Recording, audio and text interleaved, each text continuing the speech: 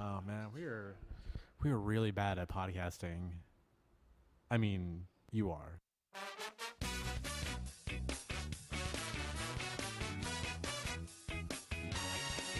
The Unnamed Podcast, hosted by Mike Why is this my dead air?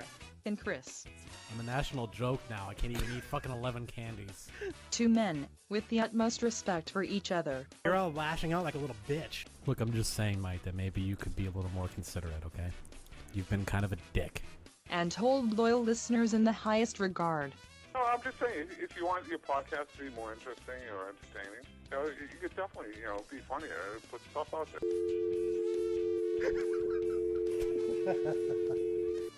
Not fucking funny.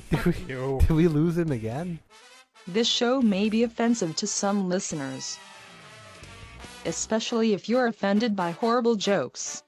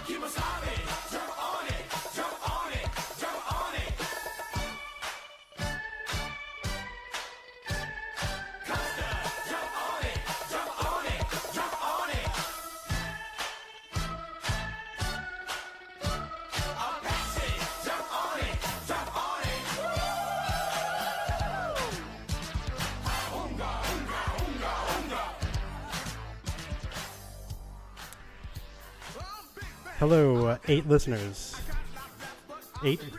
10? Went back down to 7. Oh, 7. Damn. Must have been because I'm ducking out on the Sugar Hill Gang here. Yeah. Too bad. It's a good song, though. It's a wonderful song. It is. Welcome, everybody, to episode number 7. Sorry, Chris, I didn't mean to interrupt you. I gotta get the show started here. Please. I don't want to lollygag, as you might put it. Absolutely not. Yeah. So, welcome everybody to episode number 7. And I cannot believe we started on time tonight. That was a big coup for us. And I was late. I was the late one. Like, I showed up, just whenever I wanted to, because I figured you were still at the gym getting ripped, Yeah, I was tacking on mass, Totally. but now I'm all Totally. ready to rock. Of course, welcome to everybody in the Ustream chat room. And thank you. I like the music too. I picked it out myself. Chris, we actually have a lot of stuff going on. A lot of stuff. And I say that every episode because it's just a verbal crutch. That's what you say. Because I, usually can't think of anything else to say. But we really actually do have a lot of stuff going on. I save all my show notes in Evernote, and I have a lot of notes here. I have a lot of notes to go through. So, for a guy who's not getting paid to do this. Oh, you're not getting paid? No, you? Yeah, a lot. Ah, fuck. A big amount. That sucks. Yep. God, how'd you work that out? I'm actually in the Sugar Hill Gang. Every time you play that stuff, I get a big chunk. Oh, man. A big chunk that you pay.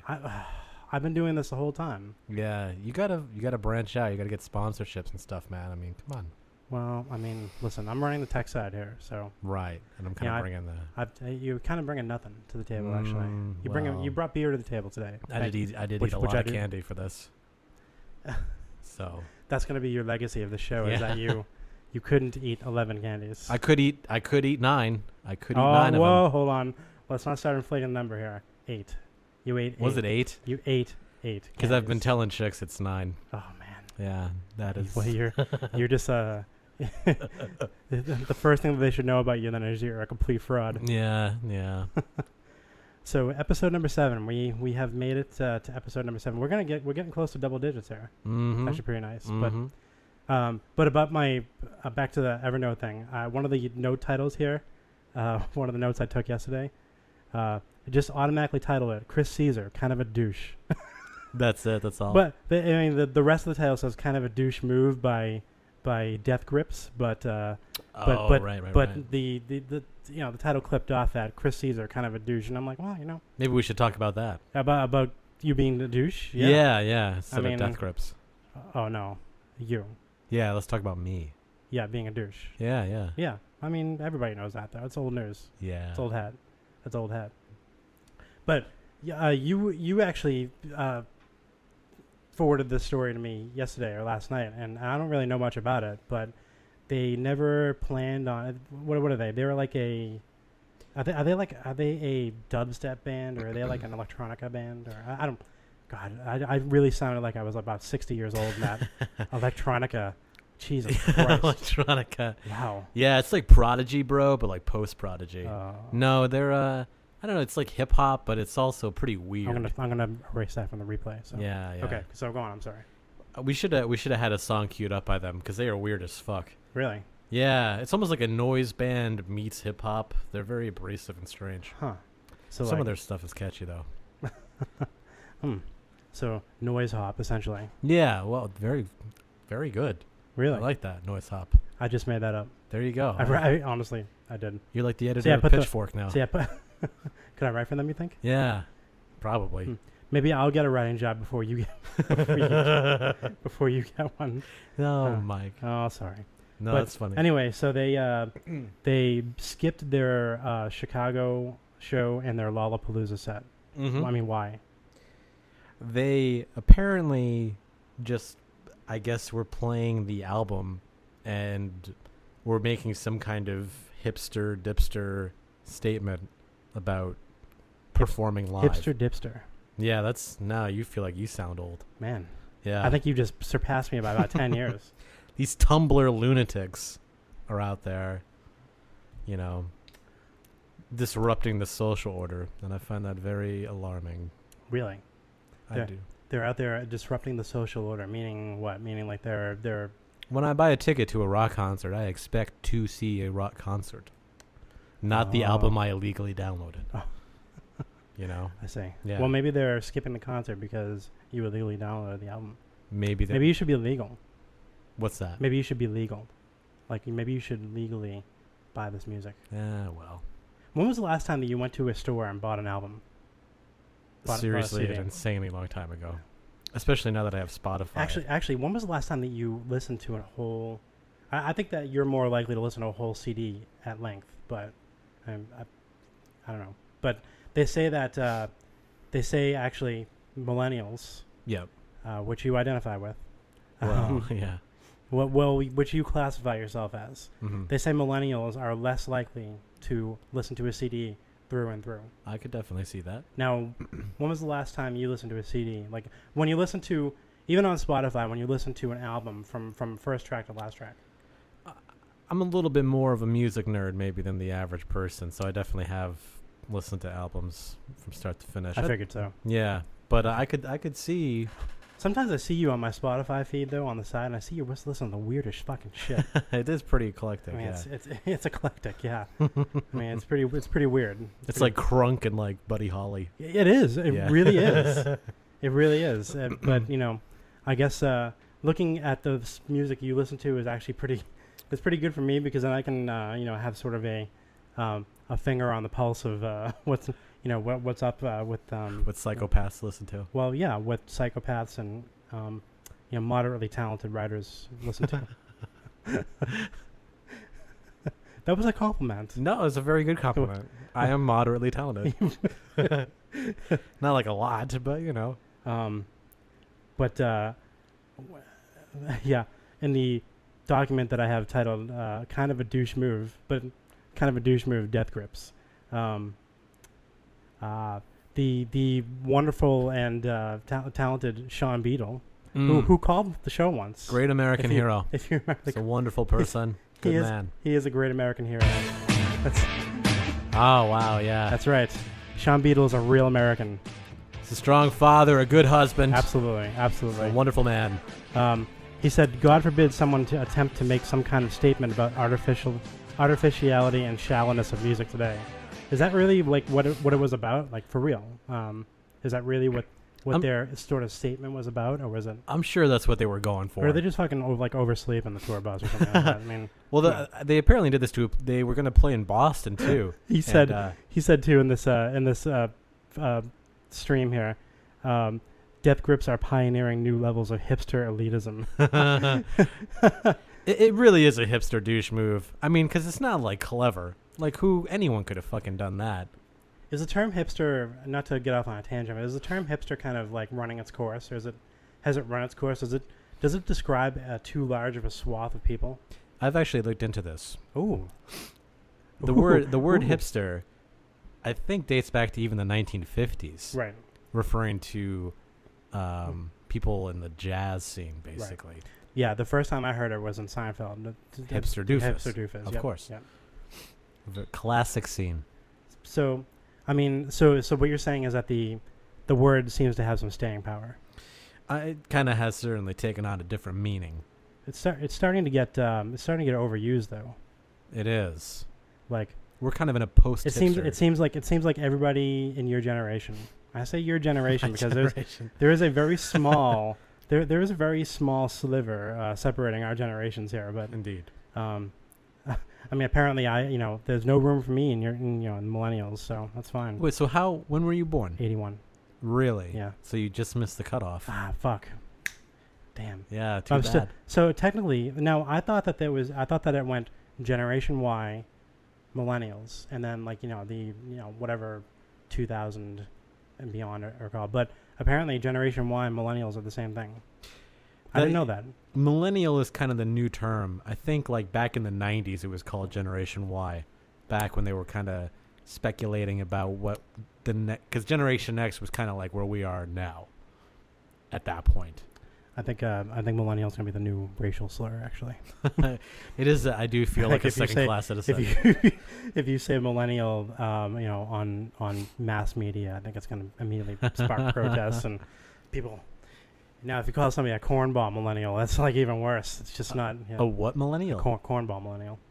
What is that? I don't know. Didn't somebody use the term cornball recently and to refer to somebody as I don't know.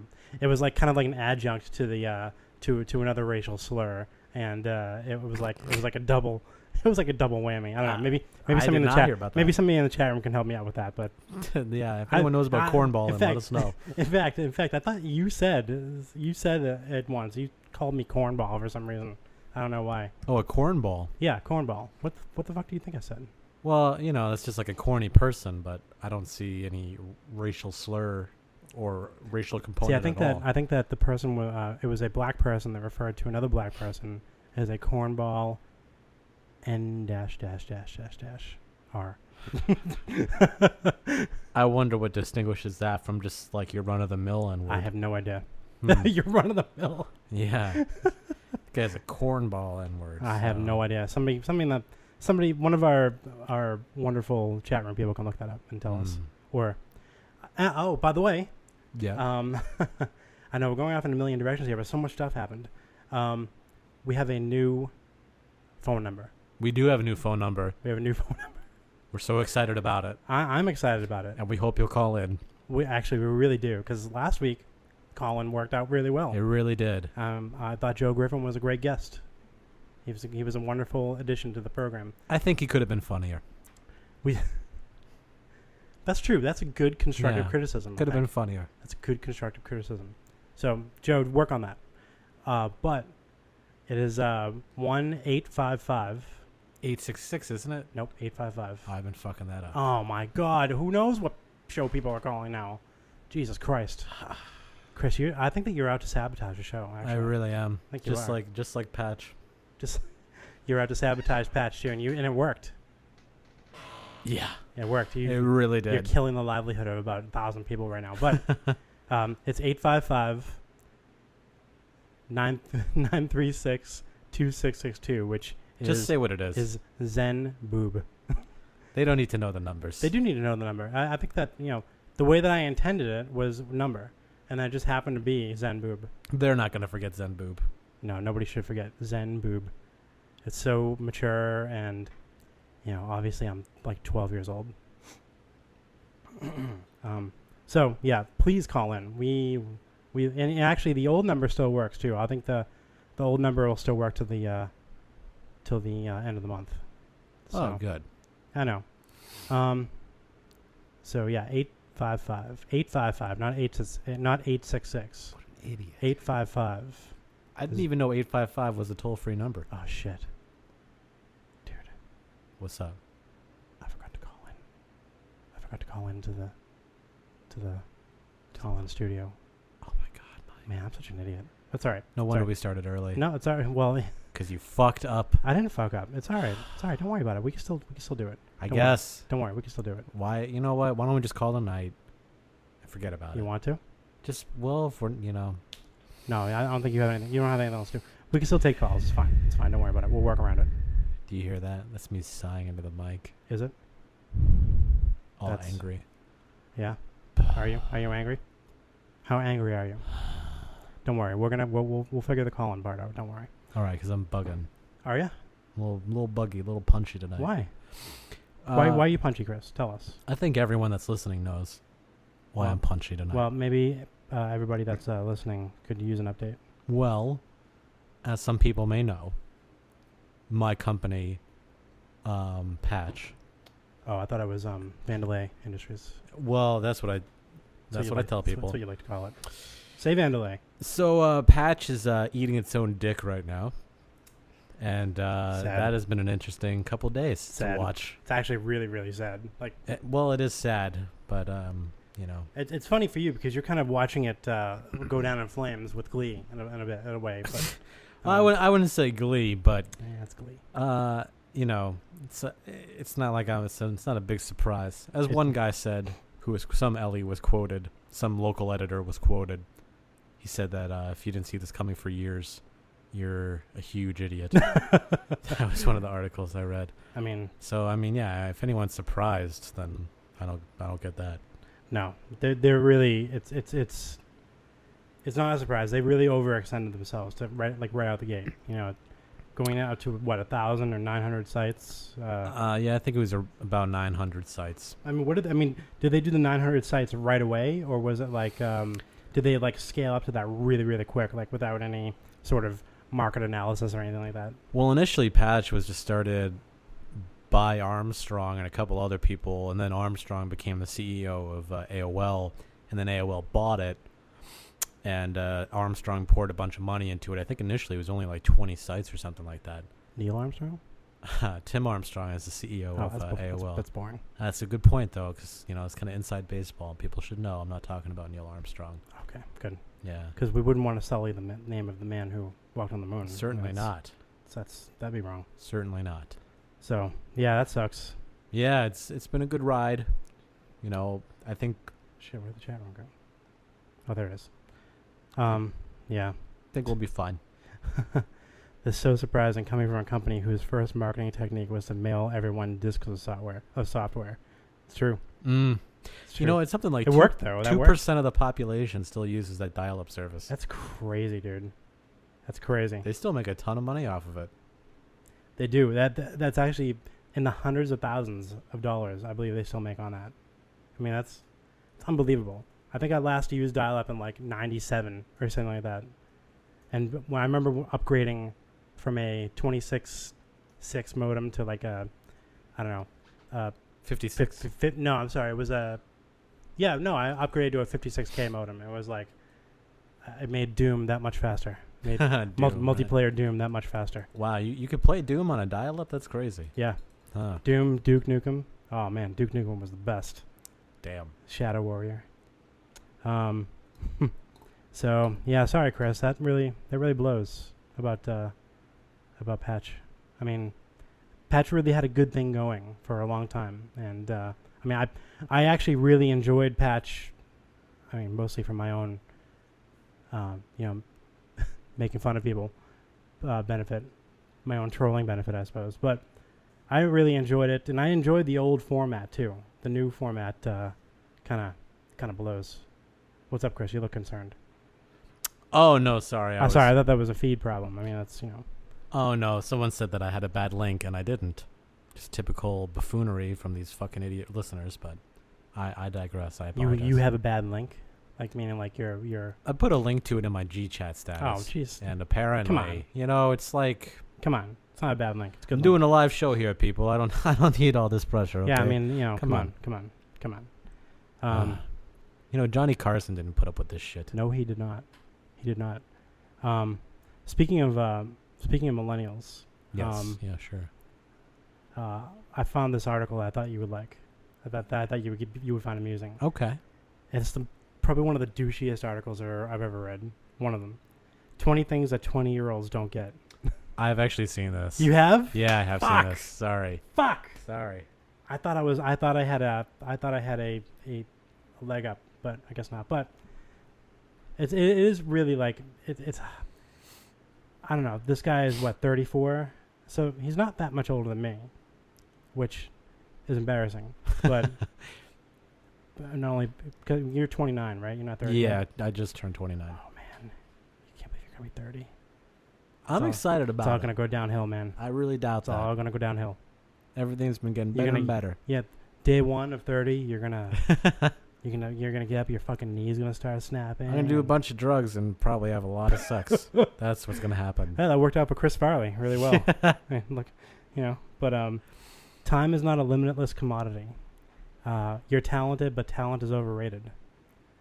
We're more productive in the morning. So, Chris, your days of sleeping until 11 or 12, That's boring. Yeah. I'm 29 and I don't understand that. Social media is not a career. Yeah. I actually highly disagree with that. That was the moment I was like, this article sounds like it's written by a curmudgeon-y. This article is bullshit. Yeah. I mean, I kind of get what they're saying, but social media is not going to wane in importance in the next 5 years. No. Why would it? It's not like a little fad. No. Where we're going to go back to like fucking TV and like the newspaper. Right. Yeah, I don't think so. Some one-shot commercial of some guy selling cars in front of his used car lot. A one-shot commercial with a little shitty graphics at the bottom of the screen, and yeah, that's what we're gonna go back to. Yeah. And you know what? The new advertisement is gonna be the guy who flips around the sign in front of like the gorilla suit. Yeah, the gorilla suit. The one in front of the used car lot around the corner from you here, who it's like a pink gorilla that with arms like. Oh, I thought that was a real person for a really long time. Actually, I did too. I did too, and then I was like, it was like really cold out, and I saw the person, the gorilla still out there waving. And I'm like, holy shit, they're really fucking hardcore about selling these cars. Or how about that woman at the Liberty Mutual place? Or no, oh my God, not Liberty Mutual, the tax place. Liberty Tax. Yeah, Liberty Tax. She is an animal. She's like she's definitely committed to the role. Yeah. With the dressed as the Statue of Liberty, and she's really getting into it. It made me want to go do my taxes there, but then I realized that I evade my taxes. So. Yeah, don't pay taxes. Yeah, that's bullshit. I thought about interviewing her for a story once, because like, how the hell do you do that every day? But then you lost your motivation. Yeah, and then I was like, then your creative spirit was beaten out of you. Yeah, Oh, what are you gonna do? Yeah. Let's see. Speak up and don't speak out. I mean, that's true for everybody, not just 20-year-olds. They want you to pick an idol and act as if. So, you should pick an idol, a patch. Who are you talking? Who wants me to do this? Well, the article here. The article says pick an idol. Oh. And act as if. So act like that idol. So you need to pick an idol, a patch, I think, and you need to act like they would act. So sure, yeah. Yeah. That's where most of my role models are. It's just something to consider. Yeah. Yeah. Nice. If I still have a job tomorrow, that's good advice. At like 9:01 a.m. I would love to be like those people. Those should be your new idols. That's who you want to act like. Someone just asked me. Act like the people who have jobs. Someone just asked if I really thought Patch would last. Not in the format that it was launched. Not really. No. What format do you think that it would work in? I think the size of it was a big problem. I think that maybe 900 sites is quite a bit. It's not like it gets cheaper through the economy of scale or anything. No, like there's that. there's no volume discount on Exactly. on sites. Yeah. It's just more and more expenses. And I guess the argument is that they were trying to get a lot more space for ad revenue, but Oh God. if you just don't have that, then I mean, nobody wants to fucking advertise on Patch because nobody reads it. Well, I shouldn't say nobody reads it, but it's like it's dropped. if I'm a business, in Patch, or I see that there's cheap advertising space on Patch. I mean, how much exposure am I going to get? Advertising to it.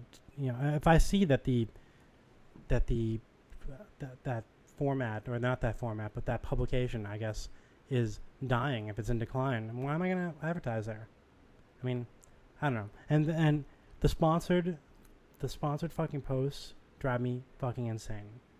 Like, they drive me insane. They really do. They drive me nuts. Absolutely. They and you know what? drive us nuts Call me an asshole if you want to, but it occupies like a top space on the. It does. And sometimes there are like two. There are two like sponsor posts sometimes. Like, where's the best place to get your lawn where's taken away in Newton? Like, who gives a fuck? Like, really? Where's the best place to go wipe my ass in Malden Center? Like, I don't know, anywhere really, but. I mean, it's stuff that everyone has been saying for years. And now finally Tim Armstrong has said it too. Like, oh, well, Patch 2.0, there was a loss in readership and, drop in blogging after that, new format change. And he acted his tone seemed like surprised.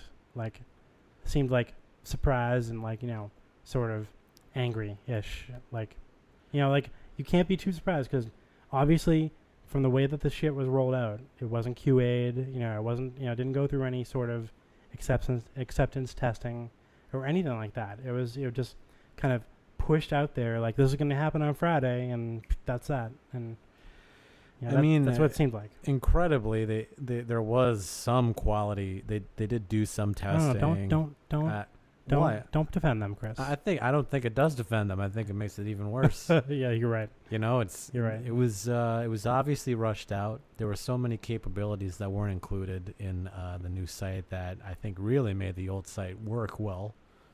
There was just so much wrong with it. It doesn't even get into the whole the problems, all of our tools that we lost, all the stuff that we had to do on the back end that we just couldn't do anymore. Yeah. I mean, it was a nightmare, and I think everyone at Patch agrees with that. So 9 o'clock a.m. tomorrow, you find out your fate. I think that you're going to be okay. Be quite honest. I mean, I think that you're going to be fine. I think that it's just going to be a really bad. It's going to be a really ugly work environment for a little while. Yeah, I mean, for a little while. I remember when I've told you this, that when I went through layoffs at a DoD contractor that I worked at, when I went through layoffs there, it was really. I mean, we were kind of like a young group of people, but it really made us think for the first time in a long time that wow, tomorrow I could not have a job if my program gets cut. The program that I'm assigned to, if that gets cut, and it really sucked. It really brought down the morale for a little while, and it just made me not want to do any work until finally the parent company came in and took over, and just that drove morale straight to the toilet. I would say that's about where morale is at this point. And now AOL is actually taking over Patch more, right? They're taking a firmer grip on the reins, I read, rather than leaving Patch as its own subsidiary, which how it always happens when one company buys or acquires a smaller company. Is they say to you for the first few years, oh, you'll operate just fine, just as you are. We'll leave you alone, and then 3 or 4 years down the line, it's like, yeah, your process isn't really working for us in the big company here, Oh, it's better? Well, maybe we'll adopt some of your processes. Yeah, okay. But, yeah, it's not working for us. And we're going to actually have to have you, rebrand, wear our corporate logo. And, you'll have a new set of managers that are, from the parent company. And, yeah, now you're not a bolt-on company anymore. Now you're one of us. and it just kind of sucks. Yeah, I actually haven't heard that too much. I don't know. I read that on. I read that on. I thought that I read that on one of the links that you gave out, but I don't know. Anyway, it's inconsequential. It's So basically, Armstrong said it would be even up to 40% of the staff might be let go. It's 40%, man. It's over 500 people. That's fucking crazy, dude. And what's really crazy to me about it is that I know that they were hiring people, and I know that that people in California were hired. They moved there. Some people got apartments in their towns, and then they had their job offers suddenly rescinded from them. And it's like, you didn't know. Rescinded. Like they contacted this person and said, sorry, you have no job anymore. Yes, sorry. Exactly. So would they? So you said that this was somebody relocating? Is that what you said, or? I personally know someone that this happened to, and a couple people I know that work for Patch out in California told me, I think it's probably like 6 or 7 people. They were all patting themselves on the back for hiring again.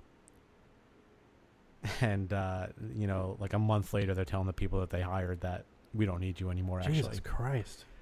And So it's horrible. So does Patch pick up their reload expenses, or? Of course not. Oh, that is so fucking scumbaggish. It is. It's pretty remarkable. It's so scumbaggish, and it's so corporate too. It is the place I used to work. Actually, the place I used to work before, I just got a new job. I just took a new job in May, but I worked at this this other place, major educational like online education company, we'll say, and not University of Phoenix, like not that type of online education, but like, they did online tests and stuff, like let's call it let's say it rhymes with Earson. But yeah, so when I worked there, they laid off people all of a sudden who had been there like 20 plus 25 years. Didn't know, they said you can go to our Boston office or our Denver office, and that's it. We won't offer you reload. We'll just say, well, if you can't take this job, then we'll offer you severance at a courtesy to us, because you're technically turning down another job. If you say no, you don't want to reload, you're technically turning down another job from us, and that's like the way companies can weasel out of offering a severance.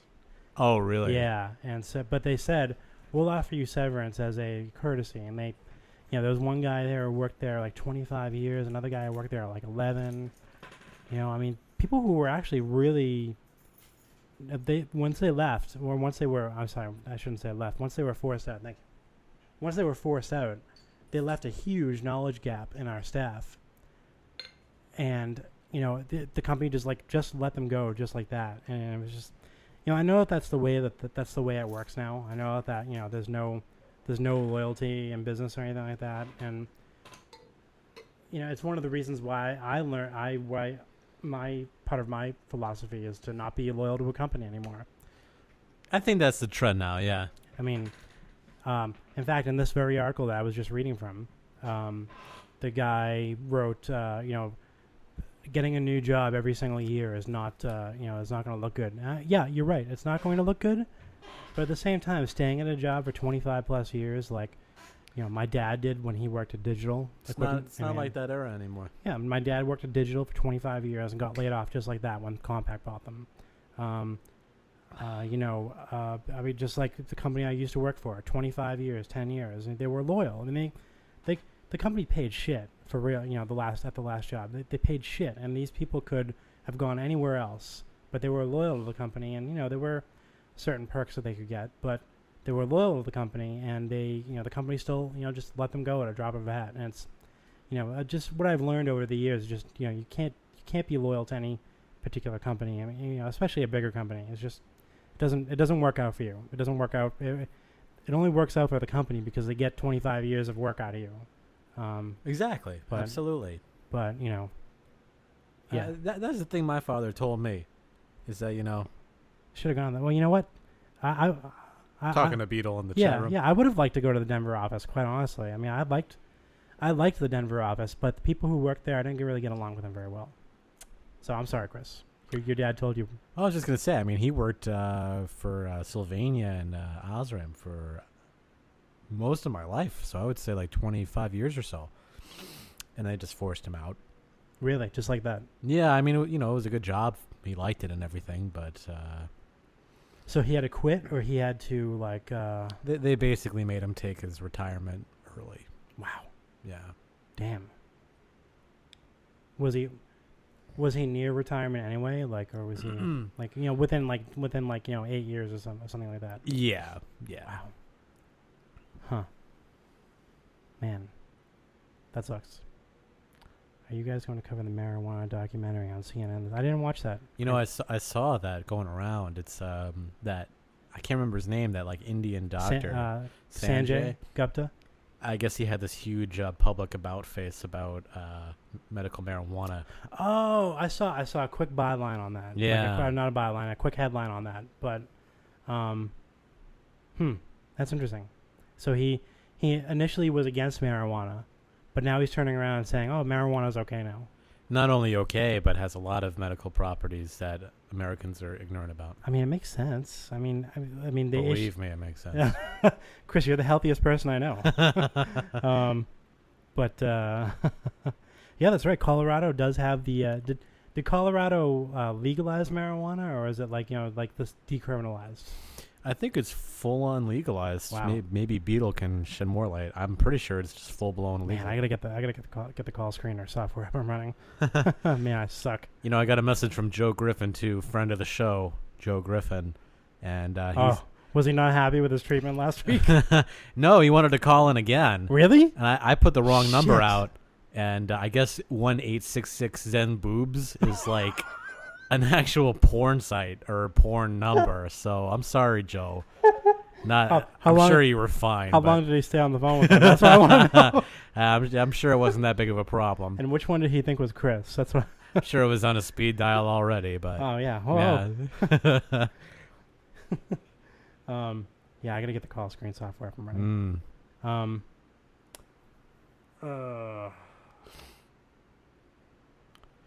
Dead air. No. I mean, sorry. hey, It's just, I'm just deciding what the fastest way to get the fastest way and the way that's not going to kill the Ustream session here. All right. So Beetle says that I guess individual counties can opt out of allowing the retail sale of marijuana. Okay. But if it is found in your possession, there's nothing that they can really do about it. Which is great. And obviously, the state of Colorado has sunk into the ground, obviously. I do believe it's gone out to the Pacific, yeah. Was there one other state that did that? Did California do that? I want to say Washington. Oh, Washington. California, it's no, very you're right. decriminalized. Washington. Yeah. Because a friend of mine was thinking about opening up a... dispensary? No, like a weed store?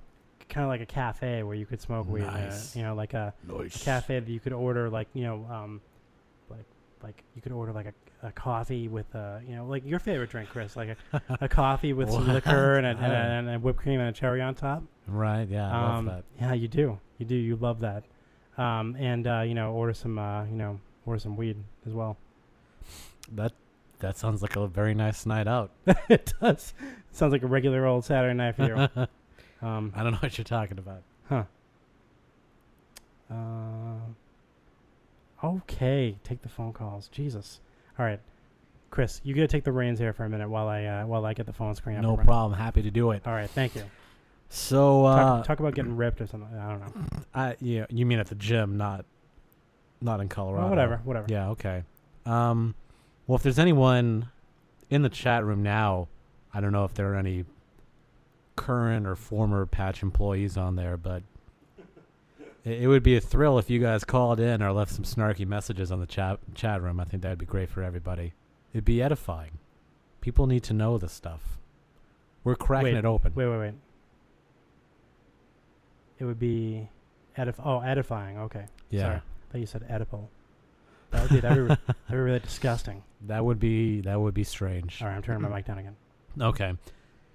So, Beetle, we're gonna talk to you a little bit about what you submitted because it was fucking golden. But that was a great piece of writing. it was. I was actually kind of blown away. Chris, when I came into Chris's apartment here, he was crying. Well, and I said, that's a I lie, said, but I know it's not. Just own up to it. I said, Chris, are you okay? And he said, no. Beetle made me upset. yeah. And I said, Well, we talked it out, didn't we? well, no. I walked out, and I gave you a few minutes. That's why I was late. Really, I gave you a few minutes. Yeah, to kind of. I could hear you sobbing from down the hall, and I was like, oh God, do I really have to fucking do this today? I had to take a walk. Do I have to? God, do I have to do this today? Do I have to? I looked up at the sky and I said, Jesus, please, Jeebus, save me. Can I say I really appreciate that someone in the chat room called us ass clowns? It's one of my favorite words. It makes no sense. I hope that we don't get mixed up with the insane ass clowns, though. The insane ass clown. That's a tough gang. I don't want to be mistaken. Well, so what is an ass clown? Is it a clown for your ass? For when you're is it supposed to make your ass chuckle? Maybe it's like it's nonsensical. Maybe it's great. like in a rodeo, right? Like in a rodeo, Yeah. They send the clowns out, Yeah, but it's not for the donkey's benefit. It's for the crowd, so it's not an ass clown. Who was talking about a donkey? Well, it's a synonym for ass. I mean, trying to figure out what the ass element has to do with this. I see what you did there, my friend. I mean, a clown, that makes perfect sense. I'm just turning my mic down again.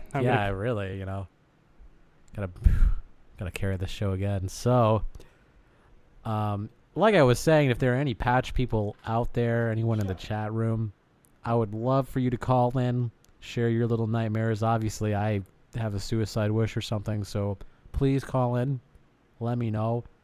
Leave something obnoxious in the chat room we can chat about. I'm sure there's a lot to talk about. Let's see here. See, this isn't so easy, Chris. It's not. You're a very good talker, my friend. I'm like Flava Flav. I just bring the backup. I'm the worst, actually. If you say so. You said it. I think you're a fun guy. Sorry, you can keep talking about me if you want. Joe Griffin says that if I have to ask what an ass clown is, then I don't get it, which I think is kind of obvious, Joe. Don't you? If I ask what something is, clearly there's a disconnect. He's a punchy guy. Joe's got a lot of funny stuff to say. All right. I think. All right, keep going, Chris. I'm sorry. Go ahead.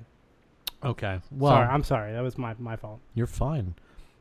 Mike apologizes a lot. I do because I feel bad. Because he's producing this show. I don't do anything. It's because I was raised Catholic. That's why.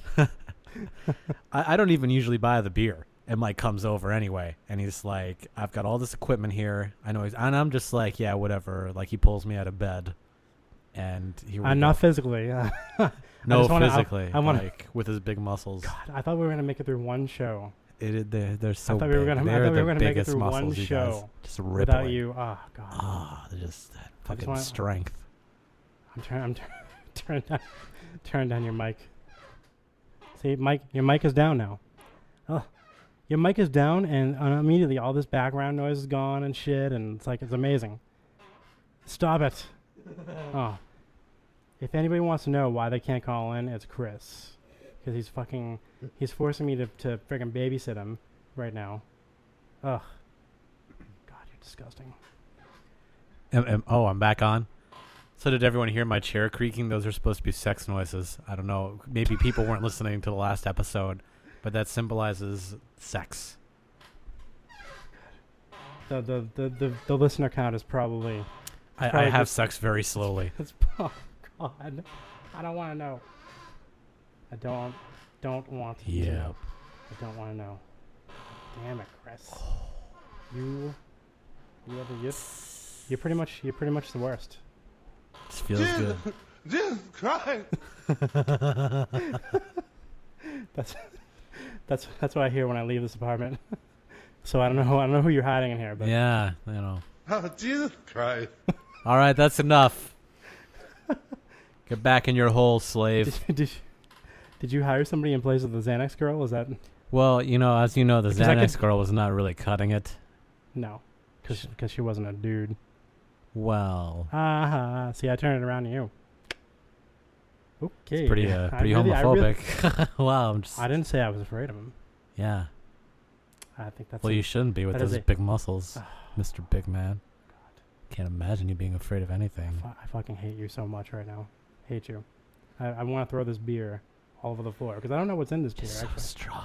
Ugh. It's just so big and strong. can you talk about something, please? Talk about something. Man, is the goddamn phone on yet? Because this is hard I'm work. I'm trying. I'm It's trying. Like, you know. All right. All right. Bear with me, people. What other stuff were we talking about today? Yeah, I don't know, Chris. I was going to talk about how everybody's like slamming your generation. That was conspiracy theories too. Yeah, conspiracy theories too. Why don't you remember we were talking about that article last night? The Oh my God. that website. Just talk about that for a little bit because I think that's actually really really funny. I don't know if anyone has Not seen funny, it. but it's like No, it's it is funny because, you know, people that are fucking blindingly stupid are pretty funny. These people, you know, I don't mind people asking quote unquote tough questions or unpopular questions. But the stuff about the Boston Marathon bombings being some kind of false flag attack, I mean, okay. It's not completely impossible that happened. I don't think that happened. But, you know, it's You're just one of the man, Chris. You're part of the establishment. I am part of the establishment media and I do cover it up, but You're part of the city ran media. Mike found this essay the other night where this woman went into incredibly vivid detail, detailing why there were all these actors at the scene to kind of just create all these scenes for public consumption and to serve as kind of military propaganda. And it was just the most bizarre thing, because if they wanted to do that, why would they go through the whole thing, training actors, all this shit? Like, just putting a bomb in the center of the Boston Marathon wouldn't work to get, like, a bunch of bloody pictures. Like, they would need a bunch of actors and fake photos. It's ridiculous. I liked all the doctors that were checking in on that too. Yeah, it's surprisingly, it was not a medical doctor that wrote the article. Holy shit, we got some calls queued up here. We got calls queued up? Wow. This is John calling about Facebook as well. I better get that friggin' software up and running. How many calls do we have lined up? Actually, there's 3. That is a lot of calls for us. There was 3. But There was, and now, yeah. All right, keep holding on, 805. Keep holding on. They heard the show, and Oh, sorry. All right, give me 1 minute here. I'm gonna actually Sure. turn everything down here. but so man, the internet is just getting so weird. Oh, got a little Skype Thank action. you for calling Call-In Studios host and call screener line. Jesus Oh. Please enter Christ. your show number and press pound. Oh, that's so fucking unprofessional. So bad. That's why I put all you guys on hold last time. Oh, Jesus, God, that is so that is so loud. so fucking loud, dude. All right, hold on one second. I'm gonna adjust the volume on this first of all, and here we go. Okay, are we still here? Yes, we are. Okay, good. Feeling good in the neighborhood. I'm very nervous about the very nervous with the Skype thing because last time I just fucked it up completely with Skype. So, It's okay, man. You're doing great. oh, thank you, Chris. Thank you. But All right, let's try that again. okay. Oh my God, why is it so loud? Okay, there we go. Nice. Oh, the tones are gonna be so loud. Oh, okay. Oh, I'm not ready. So right now, you guys are getting an inside look into what we do to prepare the podcast every week. That's how we'll frame this situation. Yeah. I mean, Mike prepares for hours and hours. Oh, Oh, fucking Skype. what happened with Skype now? Skype hung up on me. Oh, for Christ's sake. Oh my God, I'm sorry. This is so just abominable. That's what it is. It's funny because we're just going to hang up on him anyway.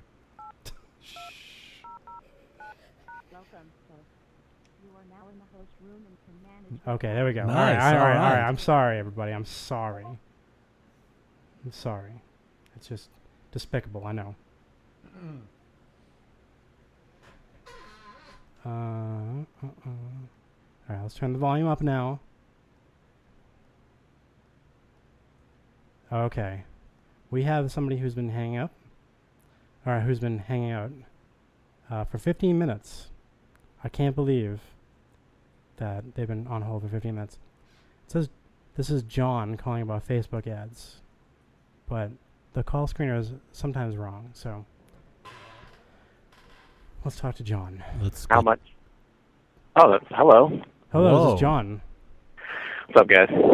How you doing? I just wanted to bring to your attention a couple of things.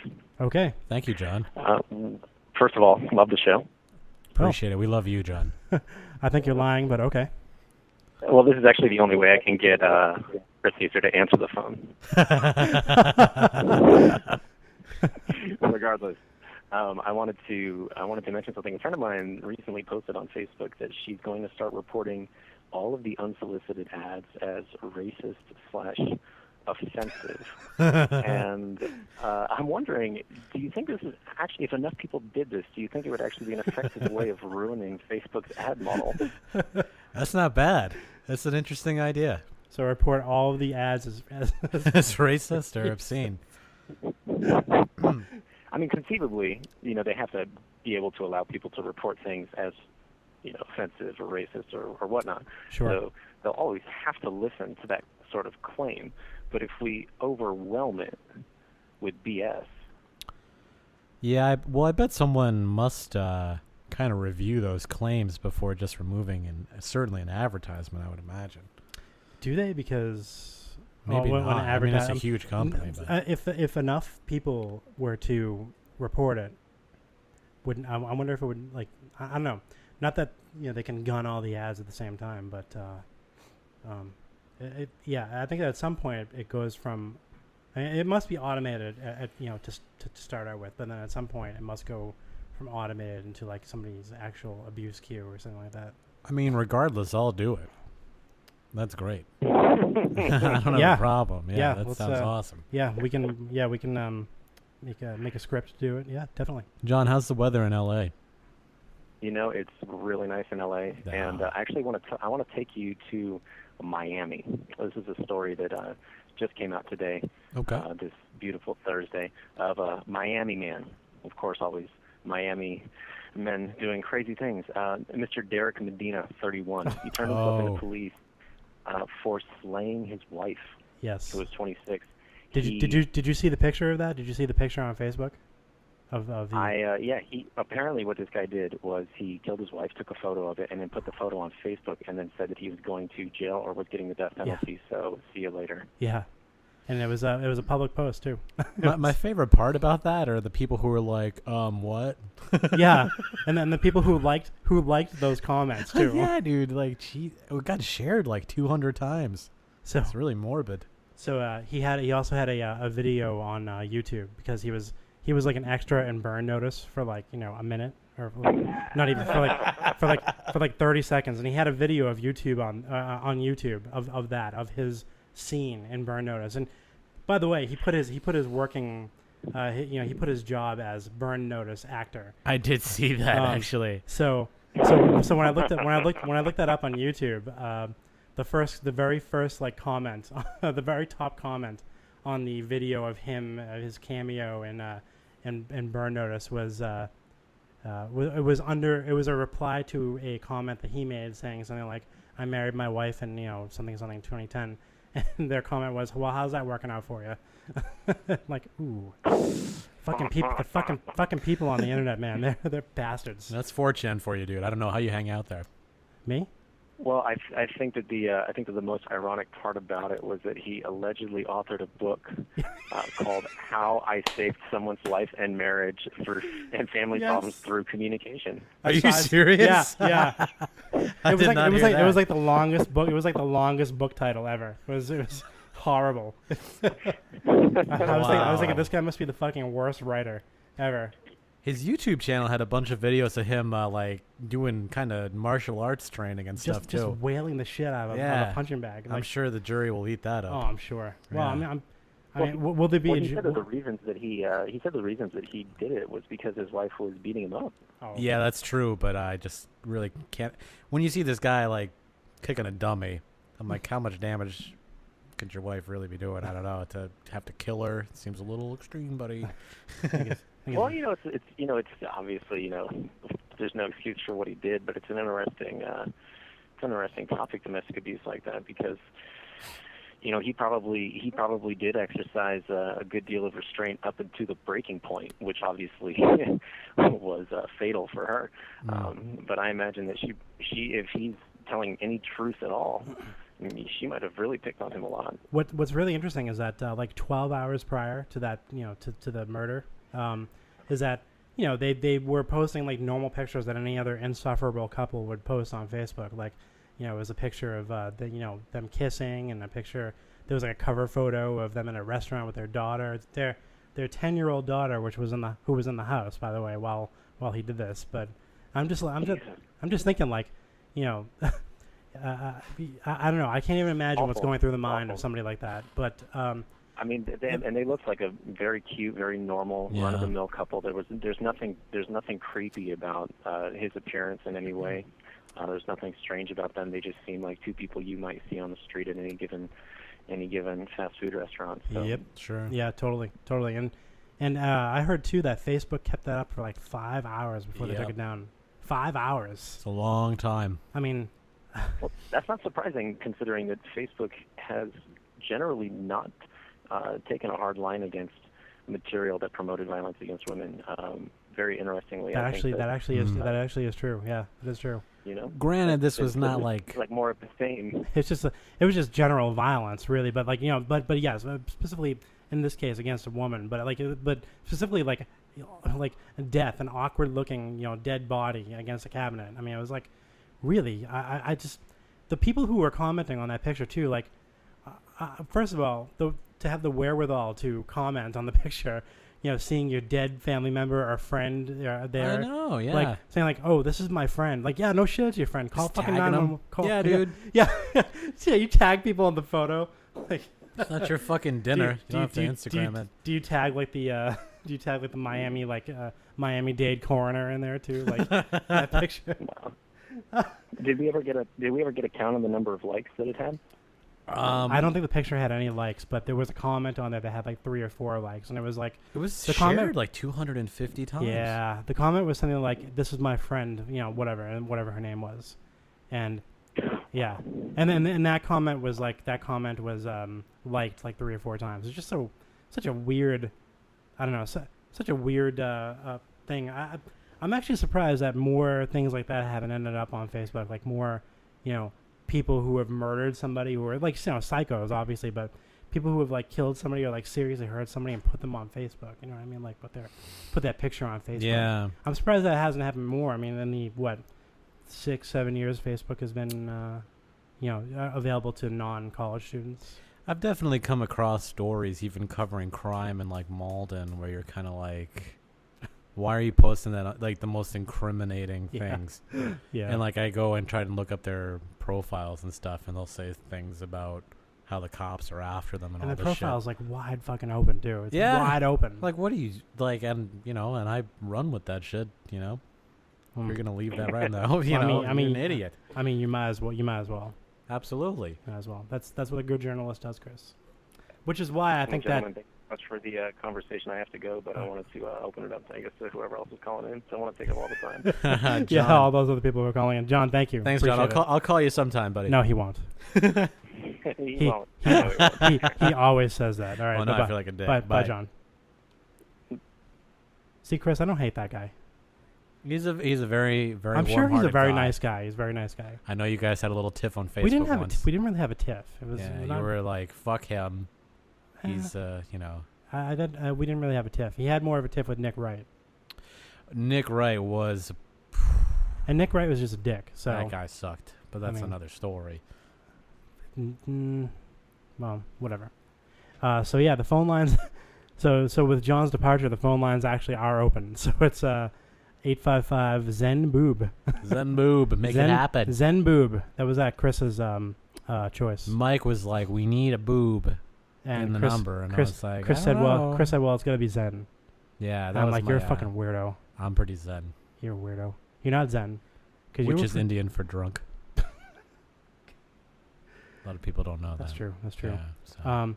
So yeah, so before I was scrambling to get to get through the backlog of operations on this friggin' show, you were talking about the site with the conspiracy theory about the Boston Marathon bombing there.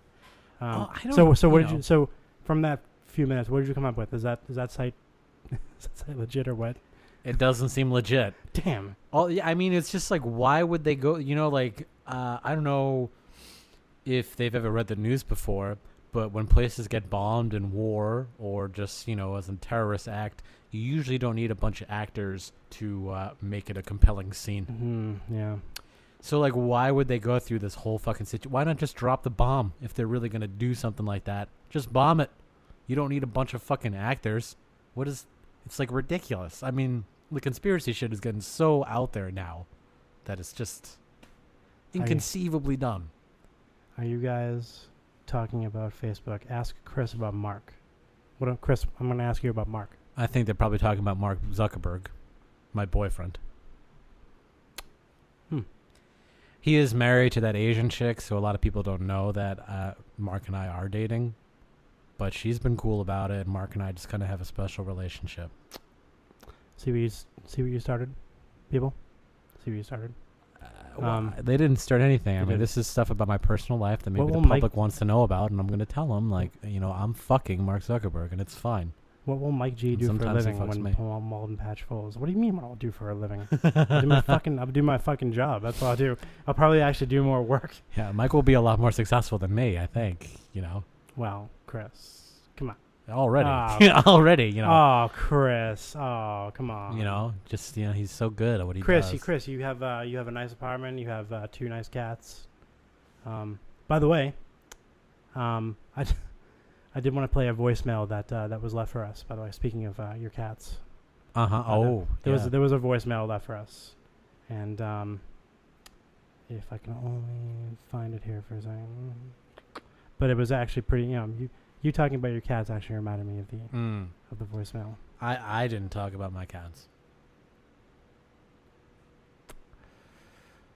So you didn't. Yeah. Well, aren't you just a big smart guy? Well, you know. I don't want to be one of those guys that just goes on about my cats. But you do, though. No. You kind of do.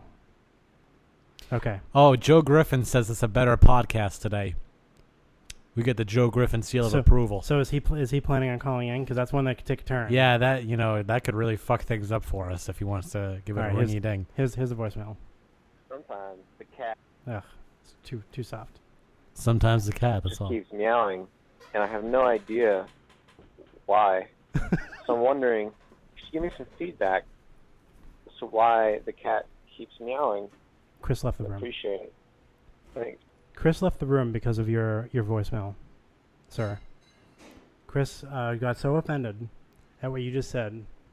You know, Chris loves these cats. When I come into the apartment here, Chris, he's doing unspeakable things to these cats. I love these cats. So the caller on the voicemail, who does sound an awful lot like John,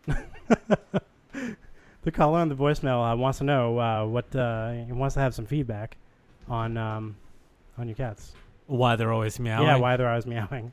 If you do hear a cat meowing, it's probably Rafa, my uppity black cat. Yeah, Kremlin doesn't. She doesn't make a lot of noise. He will just yell at me all the time. He's very chatty. He's a very chatty cat. You know what we should play for them? What should we play? Well, I once took him to the vet. Oh, God. And it was like I had an actual human person in the car with me screaming into my ear, protesting his fate. That was terrible. That was like a... It sounded like I was raping the cat. Wow. Which I assure you I was not, but nevertheless... Still, I don't want to know how you... It sounded a little like that. Don't want to know how you know what that sounds like. I'm just speculating what it sounds like. Okay. Well, that's a terrible speculation. That when I first heard that, I'm like, holy... I couldn't listen to the whole thing because it was like... It was really... I can pull it up. You want to pull it up? I'm pulling it up right now. Oh, the producer's pulling it up. Well, you know, I'm hooked into the soundboard here, so... I just have to get through all your Nazi propaganda here. Yeah, just ignore the stuff about Himmler and just power through. That's okay. Himmler was my favorite Nazi. Really? Why is that? He dressed really well. So you...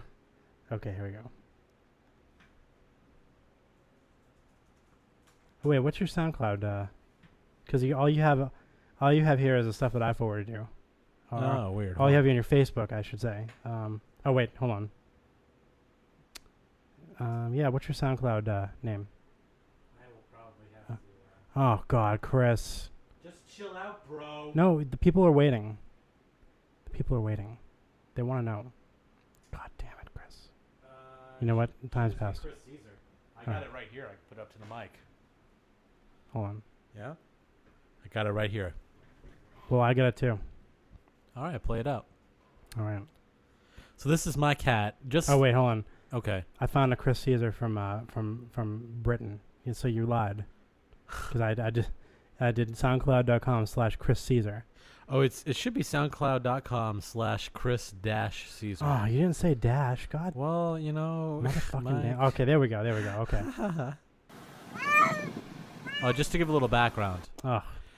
So I'm just taking the cat to the vet. It's in a cage that is, quite large for the cat's size. It's very comfortable. I'm very sensitive about this. Cats don't really like being put in cages. They don't. Obviously. And normally they'll make a noise, but not quite like this. Rough. I like how you labeled it Screamo. It's not that bad. Rafa. Jesus Christ. What's wrong? Hey. Okay. Look, we're just taking you to the vet. Just going to the vet. We're just going to the vet, buddy. Normal vet protocol. Oh my God.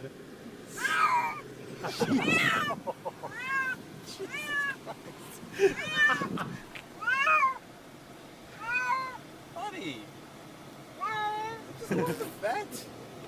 He's trying to reason with you right now. Yeah, I know. Oh my God. Okay, it's just the vet. I know you don't like the box, but you're not getting out of it. Yeah. Yeah. Yeah. I know. Oh my God, it's so pathetic. Rafa, calm down, buddy. Okay.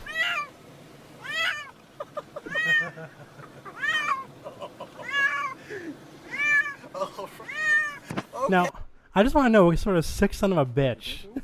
What sort of sick son of a bitch records this and puts this on SoundCloud right away?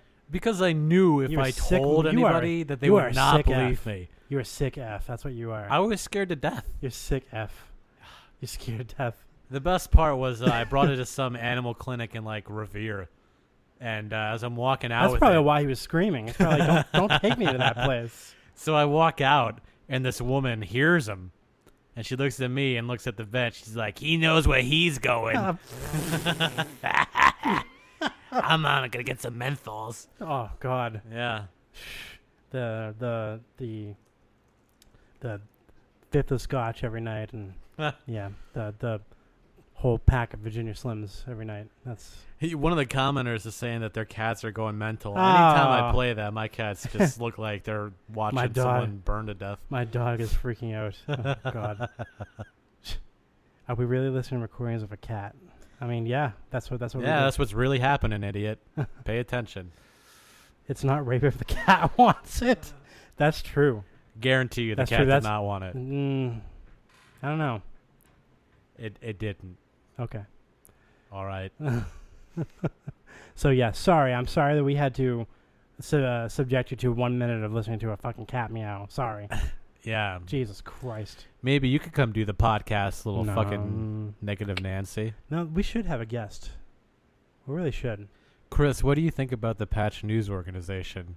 What a hilariously generic question. I think we've covered that extensively. Hey, Chris, what do you think about sunny days? Sunny days? Well, what do you think about cars? I like cars. Yeah. Very, very comfortable to What do you think about breathing? Well, you got to do it. How do you feel about that? If you could breathe or not breathe, which would you choose? Which would you choose? Well, I would love to not breathe. Really? Oh, well. They have hotlines for that.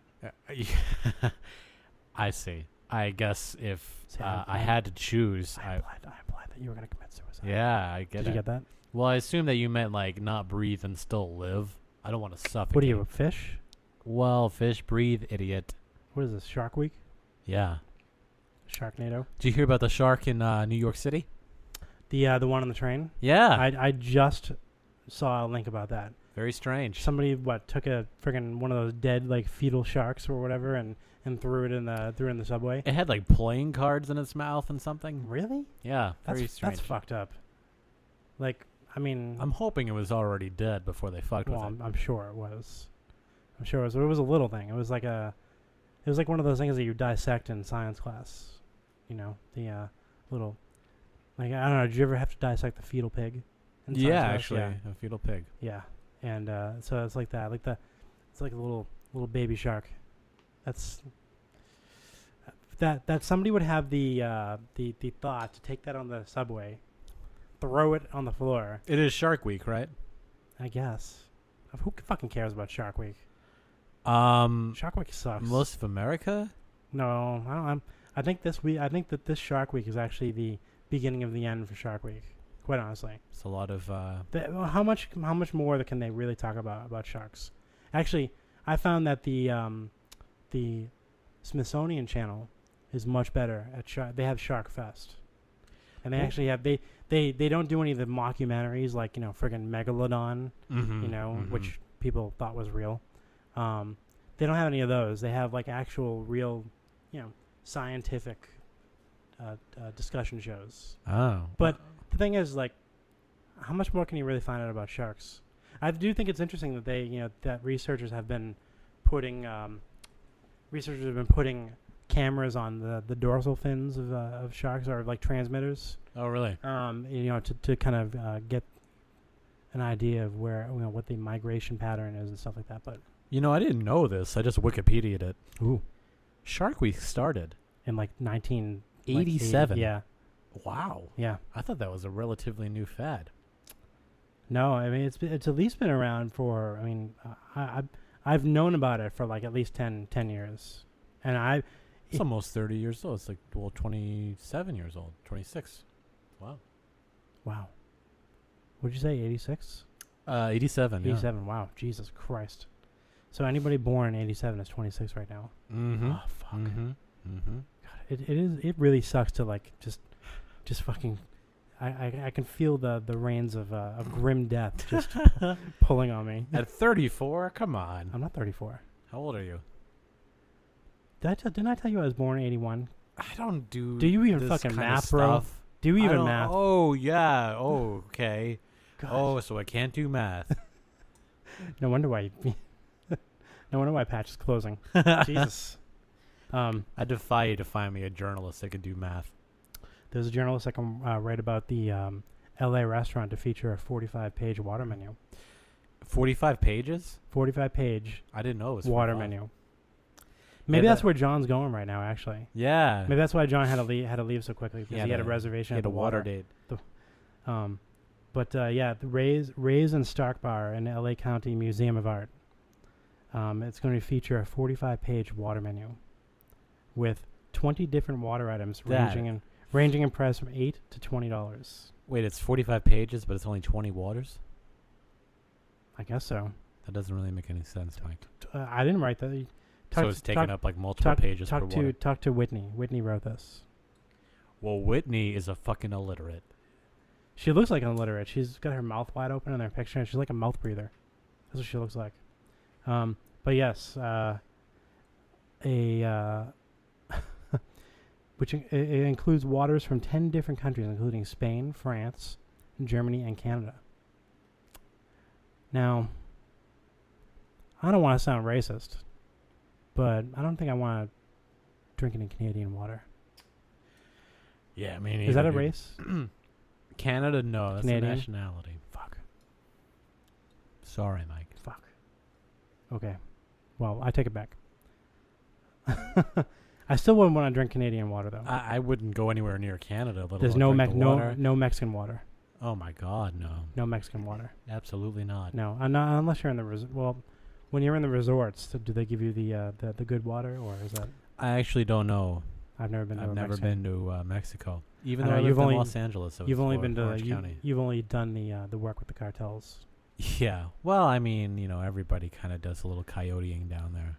It's kind of it's kind of why you all of a sudden just scream the federales are after me and you kind of run away. I do. I'm very. I thought that quick you to- were weird, but then as you were as I kind of got to know you, I realized that you're just you're a just criminal. you're a no good drug runner. You're Walter White. No, I'm pretty good at it.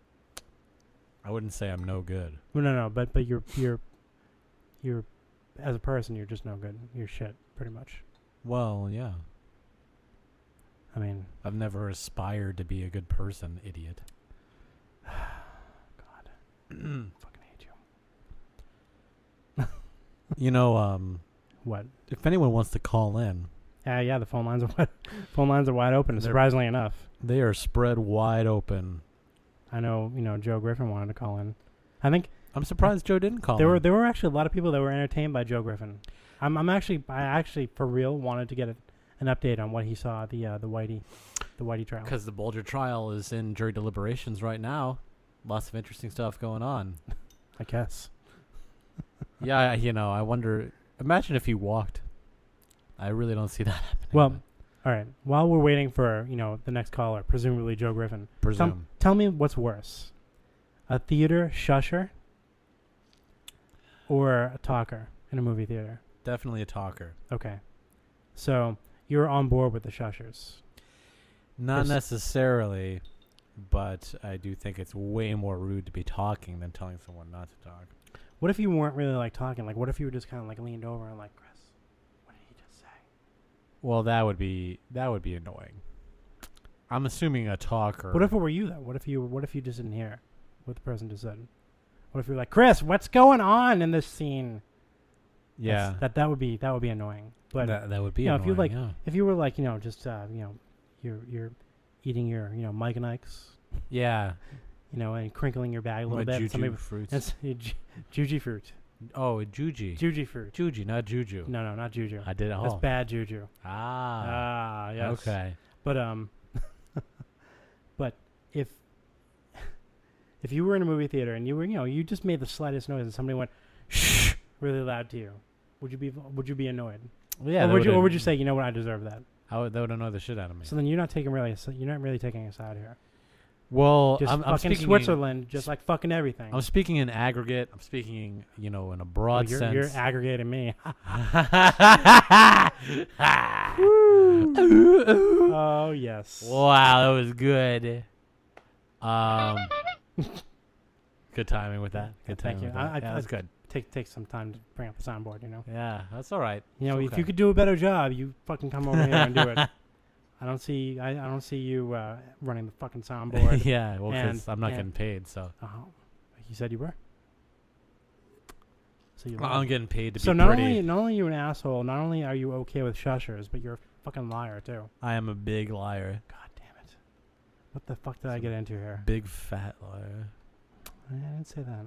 Just I don't really go for the. love those muscles. Oh God! Love those muscles, Mike. Please, somebody call in, please. So, Mike, how do you pronounce your last name? I'm not gonna tell you.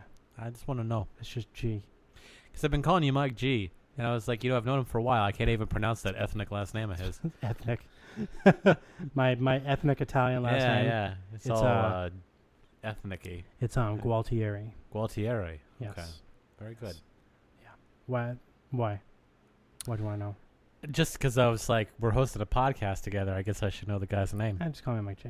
It's fine. Yeah. Well, I like calling you Mike G. I think it's fun. I think it's a neat way to kind of shorten the name up a little bit. I mean, that's differentiate you from other Mikes. I know a lot of Mikes. But you know a lot of Mike G's though. You know a couple Mike G's at least. I do know one Mike G in particular. I'd like to differentiate myself from that Mike G actually, but for the people that are listening that are not Malden centric, Mike G is a guy that runs a blog in town that is a the worst river of shit, a shit show. It's a nightmare. As Malden turns. As Malden turns. If you aren't aware, Malden doesn't turn. So the name doesn't really make any sense. It's very misleading. It's a little strange. It's very misleading. Malden just kind of stays where it is. Yeah, he's kind of a psycho. He's kind of a psycho. Yes, he is. Chris, did you you must have seen my pleas for feedback on what guilty pleasure songs, bands, albums. And since you're such a music nerd, you must have at least one album, or you must at least have one song in Spotify. I bet you if I search through your Spotify, I bet you I would find one really fucking embarrassing song. So just tell us what it is right now. And I'll tell you. I'll go through the embarrassing. Some of these are really humiliating. That our audience submitted. I mean, I am kind of a big Kanye West guy. Yeah, I don't think that's really embarrassing though. You don't think so? I mean, I don't hate Kanye West. I don't like him, but there are some of his songs I can appreciate. Yeah, that's true. And I mean, I guess I've gotten he's kind a of a little soured douchebag on but him. Yeah, he's kind of a douchebag. But I think we talked about this a couple weeks ago, where it's like you separate the art from the artist. I guess, right? I think Kanye West is one of those people you can do that with. Yeah, or at least it's fun music. At least that's fun. Yes. It's man, something really embarrassing. Like really embarrassing. Like for instance, somebody wrote in Tattoo. They have both of their albums. I actually don't even know that. Those Russian girls. No, forget it. Not Pussy Riot, but yeah. Have you ever actually listened to Pussy Riot? Yes, I have. Terrible. They're horrible. Scarily bad. They're horrible. They were featured on an XM show I like to listen to, and oh really? And this XM show was like comparing them to like friggin' the Sex Pistols, and I'm like, nah. I don't like the Sex Pistols either, but this is much different. They're just fucking screaming incoherently and whatever. It's like whatever savage language they're speaking in, but but it's kind of like Bikini Kill, right? And like that kind of like really that the Riot Girl stuff. Yeah, and I guess it loses a little bit of context if you can't translate the lyrics because they're very political. Pussy Riot. Well, no shit. Pussy Riot, but. They're very political, but to one of us ugly Americans who only speaks English, doesn't speak for yourself. Oh, what else do you speak? Finnish. No, you don't. No, I don't. I wish you would just finish yourself and finish him, motherfucker. Yeah. The best part of the whole Pussy Riot thing was that like they made every fucking snooty NPR BBC broadcaster have to actually say Pussy Riot. Yep. You think that they cringed when they said that? You're like, and now we're here with a band named Pussy Riot. We get like Neil Cohen being like, oh, the Pussy Riot. Wow, geez Louise, they're in jail. Pussy Riot. Oh, God. It's really weird when people who like are just not supposed to swear when they swear. Like for instance, Beatles says that he beat off to Terry Gross singing Pussy Riot. I think Terry Gross was who I had in mind. You sick F. That is sick. You sick F. When you hear people who like shouldn't be swearing, like for instance, I heard a podcast, one of Joe Rogan's podcasts, where he had Neil deGrasse Tyson on, and Joe Rogan, every other word of his mouth is fuck and fucking and whatever and fucking bro and all that shit. But and I like Joe Rogan too. Sure, yeah. But in case he's listening, by the way, I don't want to beat the fucking tar out of me. But I could kick his ass. Yeah. I don't think so. I know he's crazy, man. Yeah. He looks like a crazy motherfucker. He is. He trains hard. He's from Newton, I think. Newton, is that true? I didn't know that. He was talking recently about going back to his hometown in Newton and how it was a shithole. I'm actually going to go see him next Friday. Really? He's going to be in Boston. Yeah. So he still does the stand-up, the whole stand-up thing. He does. I think his stand-up is good. I mean, I'm a fan. I'm a fan of Joe Rogan. It's very male. It's very like male-centric. It's very male, but it's like less. It's less like frat boy than Dane Cook. Right? It's like this new masculinity, where he's like kind of an intellectual too, but he's also like a huge jock. Because on his Twitter, he's openly spoken out about about misogyny and that stuff. But he's I don't know. I like Joe Rogan a lot. I respect him. Yeah, I like him. I like him doing the MMA stuff. The UFC stuff. Yeah, he's good at that too. He's great at that. Yeah, he's very knowledgeable. I mean, I think if you shave Joe Rogan's head, you probably you could trade him and Dana White out for any day of the week. But So Neil deGrasse Tyson was on Joe Rogan's podcast, which is a great show. And Joe Rogan is just letting the obscenities fly, and I think Neil deGrasse Tyson was kind of resisting kind of swearing, but then I heard him say bullshit once, and I'm like, you just stay away from that, man. Just don't sugarcoat it, but just don't say it. You just can't. He's just trying to be cute. You're just trying to fit in. It's just sad. It's just sad. But that show where Neil deGrasse Tyson was on the Joe Rogan podcast was a fucking great show. It was like 2.5 hours, so it's like it's definitely a long listen, but I mean it's a great show. The thing I love about Joe Rogan's podcast, which is obviously not true about our podcast, is that they never stop talking. There's always something that Joe Rogan brings up or can get out of this guy, which and those topics that him and Neil deGrasse Tyson covered were fucking great. I mean, it was one of the things they covered was the moon landing hoax, which Neil deGrasse Tyson is very outspoken about, outspoken against. And that the moon landing actually did. That it actually happened. Yeah. I mean, of course, he's an astronomer, right? I mean, he's right. I believe he's the director of of one of the Smithsonian museums. But I mean, yeah. Obviously, I did my show research here, but I'm just not up on Neil deGrasse Tyson facts. But they talked about the moon landing, how it's not a hoax, and they kind of went over the psychology of these people who are into the moon hoax.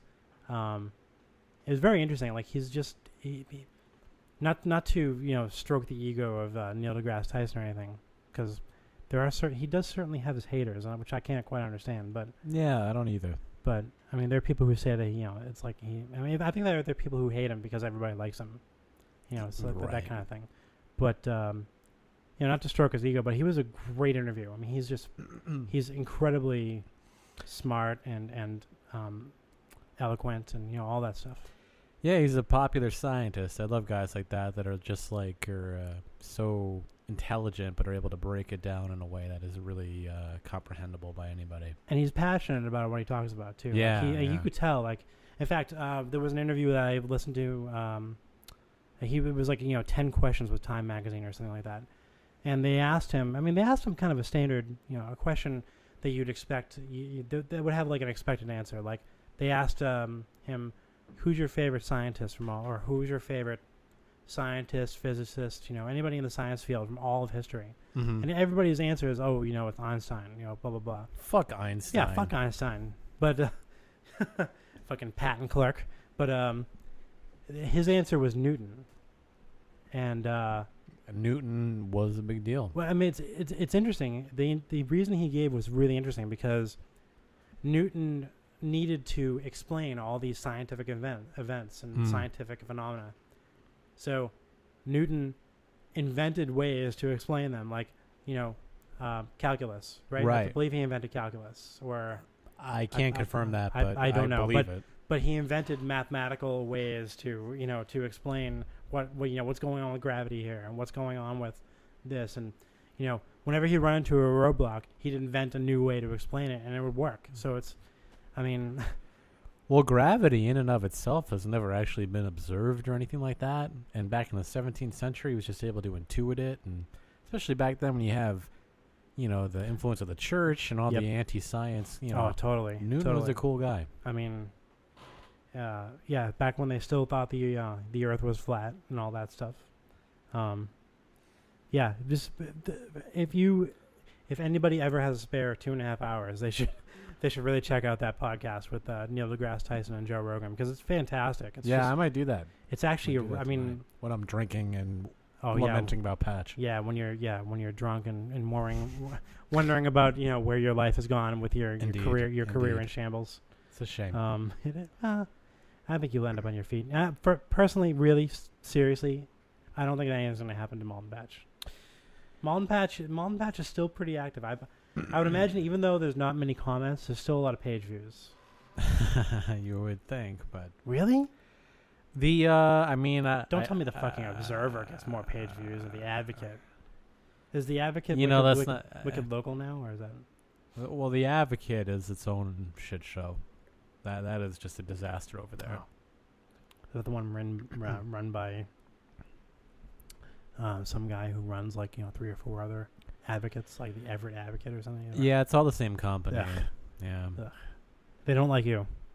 They don't like me. That would actually be a great topic for another show. Yeah? Yeah, because they are little assholes over there. Really? So I think so. Oh, we're gonna put that on the list for the next show. All right, good. So let's go to the phone line here. We got a call. We have a call. Wow. Yeah, it's amazing. Nope, just kidding. We don't have a call. That was a good one. I really thought we I had know, a call. fuck. You tricked me. Did I? I saw you. I Your did. Your face lit up. I thought it was Joe Griffin. I was really kind of. I'm actually really hoping it calls. Like I can't believe he didn't call. He was talking to me about how great the podcast was. We've said his name like a fucking million times. He's listening right now. I know he is. He's listening, fucking jerking off, having the time of his life. Just like, oh, they're talking about me. I didn't think about can't him. have me. I didn't think about him jerking off. Well, I didn't think about it. I mean, you just did though. I just feel like that's what he's doing. Boy. What? What? I just wish him the best. Other than sounding totally negative, Nancy, about cat audio, please just call in then. Call in. Ustreamer 765-795. Call in. I don't care. I don't care if you have something negative to say about cat audio, because quite frankly, I'm with you. We do have another voicemail though, Chris. Let's. Another voicemail. Yeah, I wonder if I can, because if it was left for me on Skype. I don't know if I can play it at the same time though. And probably not. That's all right. It's all right. Next time. No doubt. Yeah. So we did touch upon conspiracy theories. I did want to finish up on that. I know that we're coming up on our. Wow. We've surpassed it. We've surpassed our time. 90 minutes. Let's just go over the conspiracy theories real quick, because I spent a lot of time researching this last night. And listen, that's not going to go to fucking waste, okay? I'm just going to order a pizza really fast. Oh God. If that's okay. I'm just going to order a pizza real quick. It's just not a problem. You know what? We're gonna listen to you order a pizza. Yeah, I just want to order. I want you to do it. I want you to do it on the air. Don't you walk away from me, Caesar. Okay, there you go. Put him on speakerphone. So I don't know about you guys. I'm a big fan of Pizza. Pizza sucks. How does it suck? It's terrible. You're a fucking idiot. You're an illiterate moron. It sucks. You dumb idiot. Wow. Jesus Christ. What do you like more, the Beatles or pizza? How does pizza suck? Shit is ridiculous. Man, I'm going to kick your ass. My phone doesn't make outgoing calls. No, it's on Skype, stupid. Skype. Whose phone doesn't make outgoing calls? Oh, sorry. See, this is why this is why the fucking Ustream anonymous name thing doesn't work. Sorry. Neil deGrasse Tyson is the director at Hayden Planetarium. I thought Hayden Planetarium was an actress. Oh, that's Hayden Panettiere. I don't know. I'm gonna call the pizza place. All right. Because I'm really hungry. Like we're going to listen to Chris order a pizza, and we're gonna listen to him give his credit card number out on the phone. All right, shh, everybody, shut up. Thanks for calling Pizza Pickup or Delivery. I would like a delivery, please. Is that going to 34 Main Street, Apartment 4? Yes. Do you want the driver to call you when he gets there? That would be fantastic. Great. What can we get for you? Can I get a small extra pepperoni, please? Sure. Anything else? Yeah. Could I just put it on my credit card, please? Sure. 1 sec. Let me see if it comes up Are you here. really gonna give your credit card And number the out? last 4 numbers? 6763. Okay. You're all set. It's going to be 12:14 on the card. Delivery's about a half hour. Thank you so much. You're welcome. Hey, you better get that pizza to me. You better get that pizza to me, bitch.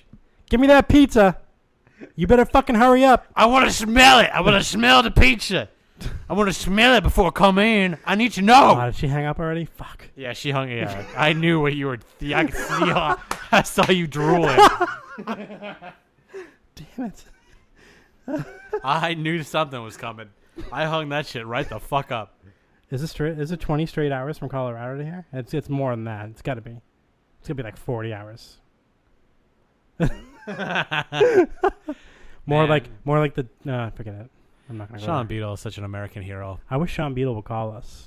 You know, he really just has such a that letter today. I was like, you know, That letter was very, very. It was like very heartfelt. I'm gonna be reaching out to Sean about a way to package this in a way that is perfect for radio because it was very good. It was I heartfelt. thought it was very heartfelt, very well written, very The Jerky Boys. yeah. Just read the letter. The letter's too long. It's gonna be like fucking half an hour. It is a long letter, Sean. So we're thinking of putting it in your voice, maybe. Yeah, we need you to read it. We need Sean Beadle as a part of this team. We need Sean Beadle as third mic right now. It's gonna be 855 Zen Boob. Zen boob, guys. Saving my radio for this American life. Didn't you say that? I actually, yeah, when we were talking about it before the show, it's like That's it'd be awesome. better if he This American Life did. Just read it God himself. damn it! So cliche. Are you giving our radio secrets away, Chris? I am. Christ. You know, I'm. Christ, This is why I'm getting laid off tomorrow. you're not getting laid off for Christ's sake. You know, if it happens, it won't really fucking bother me. To be quite fucking It won't honest. bother you until like the first of the next month when you can't pay your rent. Well, you know, I'll figure something out. You'll be living in a box in Malden Center. You know, I do live in Malden. I'm sure there's all sorts of ways to make Yeah, money. this is this is communes you can join. Mm-hmm. Mm-hmm. Yeah, You just live under Gary's desk. Oh God.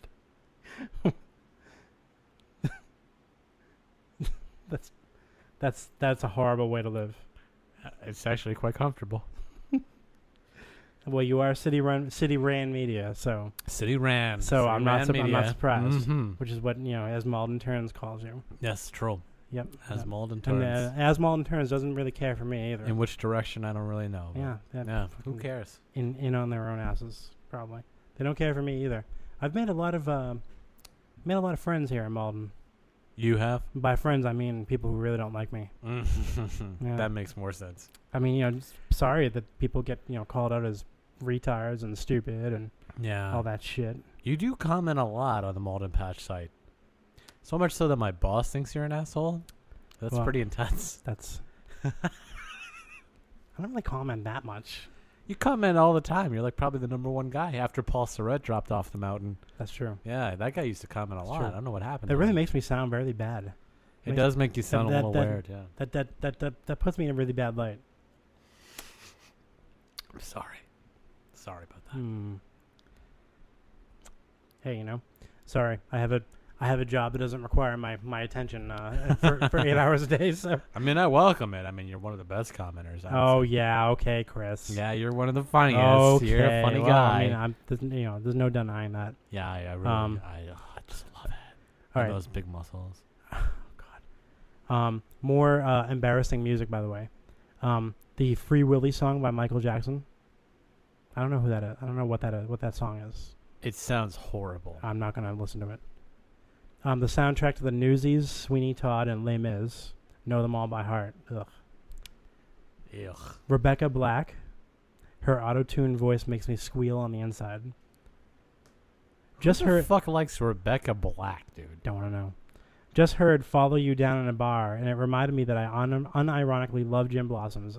I ain't ashamed. You know what? I love the Gin Blossoms too. I'm not gonna hide that. I think the Gin Blossoms are actually criminally underrated. For real. The Gin Blossoms? Gin Blossoms. I just know their You know where that- singles, you know? You know where that name comes from? It's when people would get when heavy drinkers would get the kind of puffy red things on their nose. Oh, I like did not know that. if you look up W.C. Fields, he had Gin Blossoms. Did you ever see that episode of the Sarah Silverman show? No, I never watched that show. It's got some good stuff. I go back and forth on Sarah Silverman, but go on. Well, basically the joke is like one of her friends is supposed to be like insanely metal and just listens to metal all the time.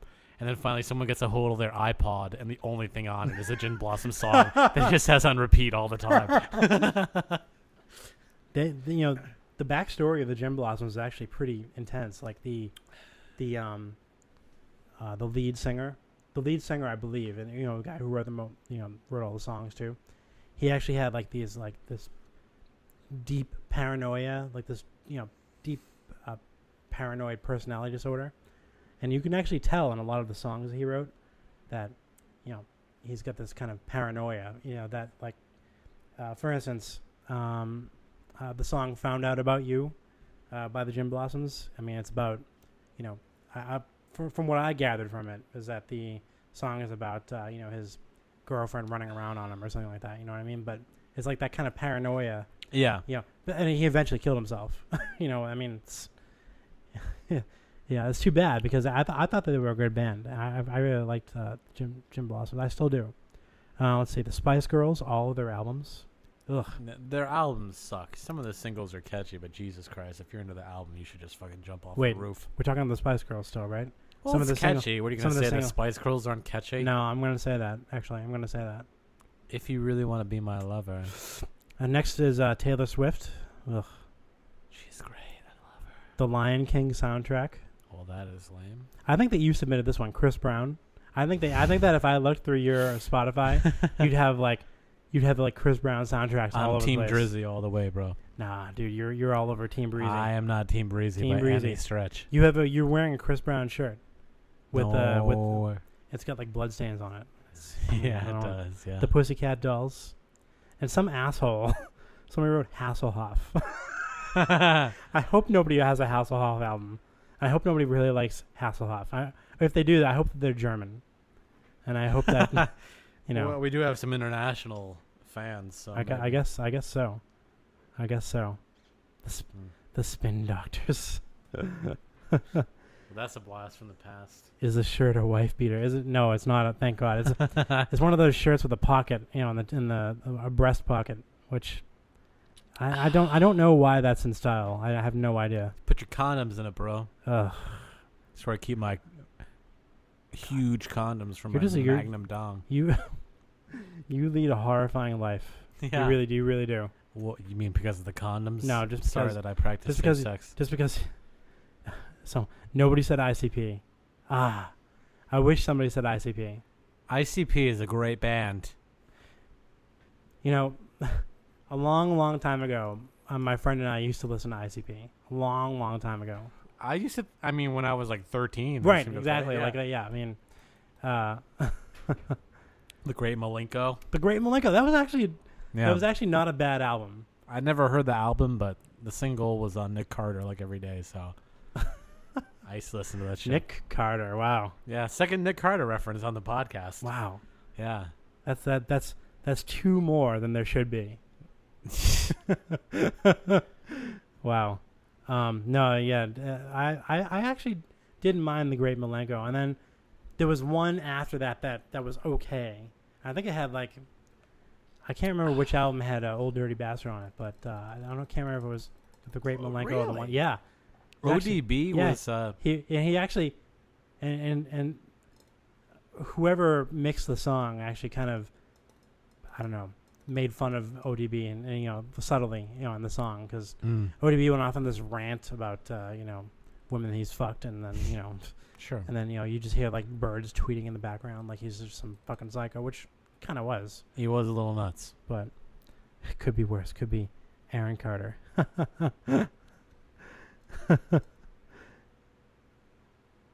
Where's your pizza?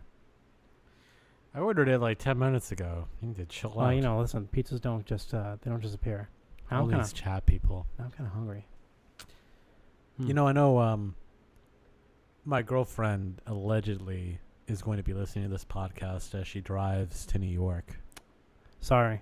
Yeah, I do apologize. Please don't. Are you still going to have a girlfriend at a so you're going to get laid off at 9 o'clock in the morning? I'm going to lose the girlfriend. It's going to be great. Your cats are going to walk out tomorrow. The cats are just going to drop dead. It'll be good. Oh, we don't want the cats to drop dead. Maybe they can escape out the window. No, I think it's funnier if they die. What are you, fucking Schrodinger? Schrodinger? Yeah. Oh, forget it. No, I get the reference, but come on, really? What are you just trying to sound smart? What do you think? You think I don't know what Schrödinger's cat is, motherfucker?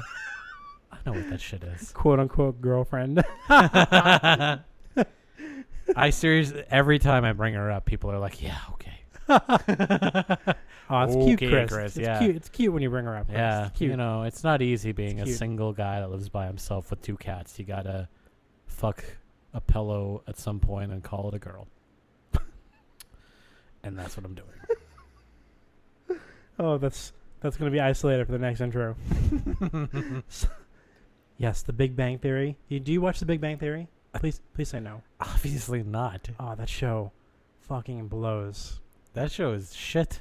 It is terrible. Did you ever watch? They actually have on YouTube The Big Bang Theory without laugh track.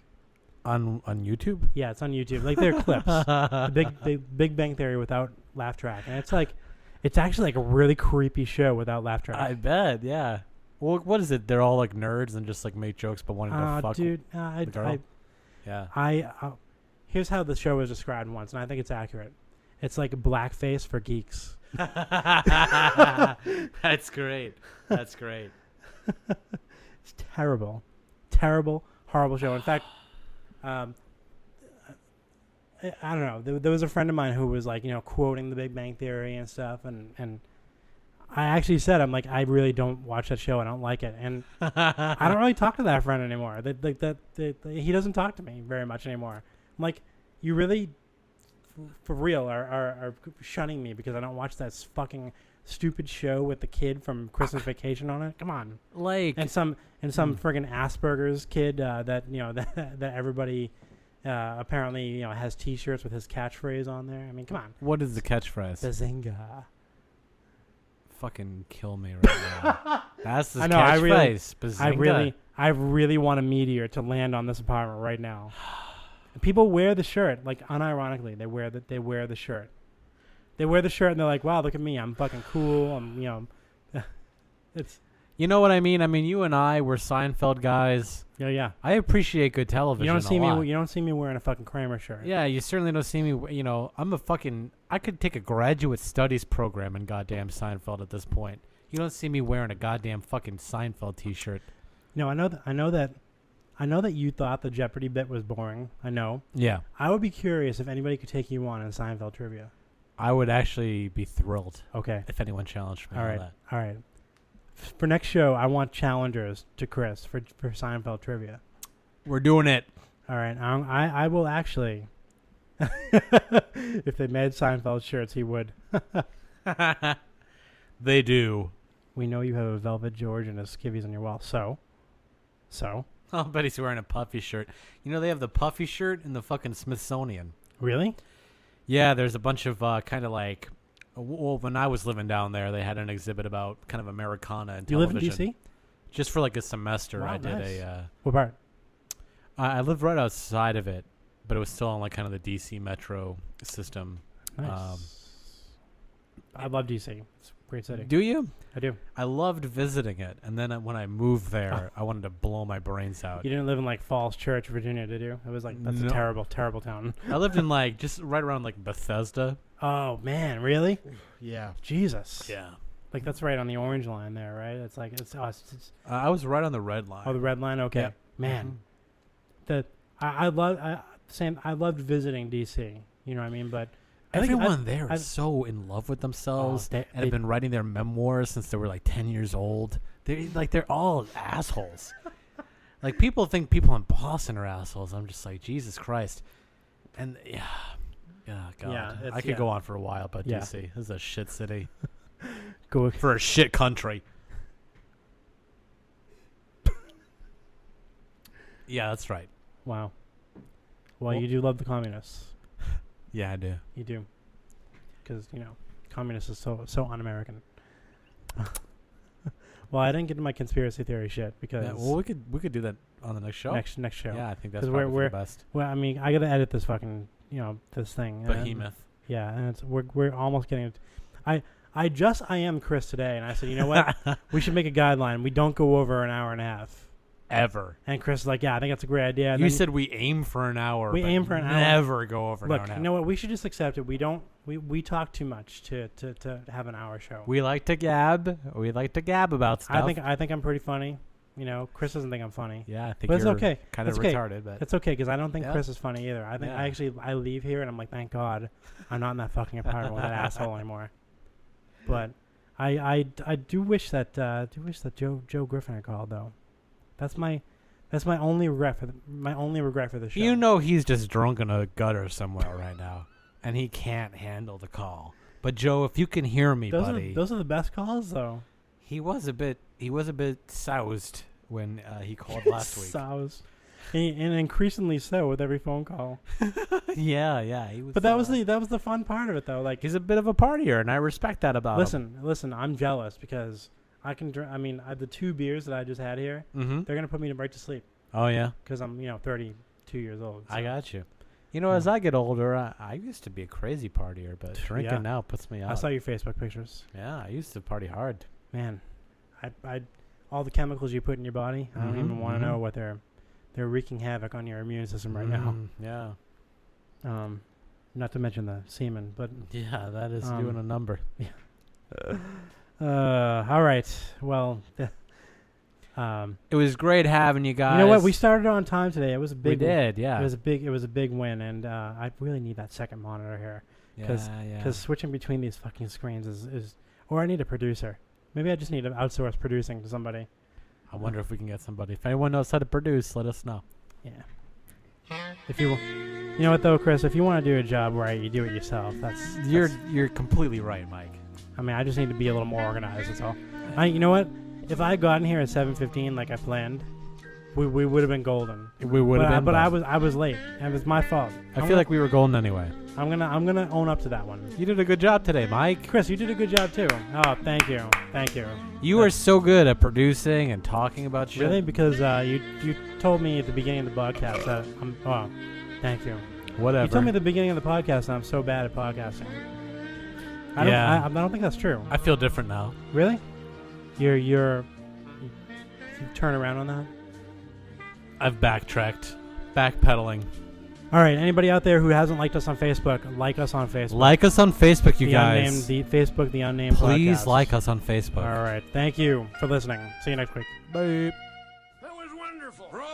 I loved that. Oh, it was great. Well, it was pretty good. Well, it wasn't bad. Well, there were parts of it that weren't very good, It though. could have been a lot better. I didn't really like it. It was pretty terrible. It was bad. It was awful. It was terrible. Get him away! Hey, boo! Boo! For anybody who's still listening, Chris just went to go take a piss. So unprofessional.